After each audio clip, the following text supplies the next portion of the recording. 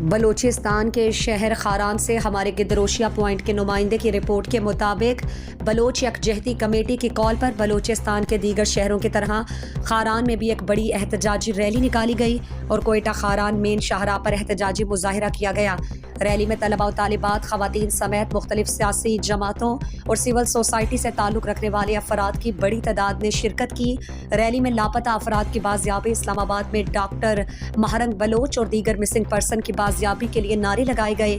Rally کے شرکاء نے ہاتھوں میں پلے کارڈز اٹھا رکھے تھے جن پر لاپتہ افراد کی بازیابی کے لیے کلمات درج تھے۔ ریلی سے بی این پی کے نامزد امیدوار برائے صوبائی اسمبلی حلقہ خاران ثنا بلوچ، مختلف سیاسی جماعتوں اور سول سوسائٹی سے تعلق رکھنے والے میر صغیر بادینی، مولوی عظمت اللہ، مولوی نعمت اللہ، میر ظاہر احمد حسین زئی، میر عبدالقدوس میروانی اور لاپتہ افراد کے لواحقین اور دیگر طلباء و طالبات نے خطاب کیا اور موجودہ نگراں حکومت اور اس کے حواری اسلام آباد میں بیٹھے لاپتہ افراد کے لواحقین کو تنگ کر کے پرامن دھرنے کو سبوتاژ کرنے کی کوشش کر رہے ہیں۔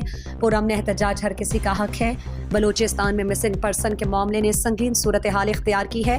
احتجاج میں چیئرمین ضلع کونسل اور رہنما بی این پی میر محمد جمعہ کبدانی بھی موجود تھے۔ مقررین نے کہا کہ بلوچ اپنے پیاروں کی آمد کے منتظر ہیں۔ ہمارے پیاروں کا اگر کوئی قصور ہے تو انہیں ملک کی عدالتوں میں پیش کیا جائے۔ انہوں نے کہا کہ حکمرانوں کا ہمیشہ سے یہ وتیرہ رہا ہے کہ انہوں نے بلوچ قوم کو دبانے کے لیے طاقت کا استعمال کیا، مگر طاقت کا استعمال بلوچوں کو مزید متحد اور منظم کر رہی ہے۔ آج پورا بلوچستان بلوچ سرزمین کی بیٹی مہرنگ بلوچ کے ایک کال پر نکل کر اس سے اظہار یکجہتی کر رہے ہیں۔ اس سے بڑھ کر اور شعور کیا ہو سکتی ہے؟ انہوں نے کہا کہ حکومت وقت ہوش کے ناخن لے کر تمام لاپتہ بلوچوں کو بازیاب کر کے بلوچستان کے سلگتے مسائل کو حل کرنے کی کوشش کرے۔